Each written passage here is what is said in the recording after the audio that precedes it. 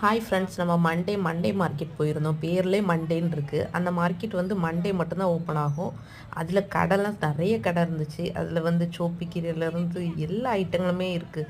அந்த கீரையை பார்த்திங்கன்னா, நம்ம வீட்டு பக்கத்தில் வாங்குறதுலாம் இந்த அளவுக்கு இருக்காது. கிரேப்ஸு, பிளாக் கிரேப்ஸு எல்லாமே இந்த ஃப்ரூட்ஸ்னு சொன்னாலும் நிறையா இருந்து, காய்கறியும் நிறையா இருந்து, எதை வாங்குறதுக்குனே தெரியல மக்களே. அந்த அளவுக்கு இருந்து எல்லாமே. ஆனால் வந்து கம்மியான ப்ரைஸில் தான் அந்த தோட்டங்களில் அந்த மக்கள் வந்து வச்சு அதை தான் சேல் பண்ணுறாங்க. சும்மா இல்லாமல் அவங்க வீடுகளில் பக்கத்தில் இது பண்ணுறது. இது பார்த்திங்கன்னா காந்தாரி மிளகான்னு சொல்லுவாங்க. எத்தனை பேருக்கு இது தெரியும்னு தெரியாது. செம எரிப்பாக இருக்கும் இந்த மிளகா. அப்புறம் அண்ணா இருக்குது அந்த ரெட் கலர் வந்து லவ்லிக்கான்னு சொல்லுவாங்க.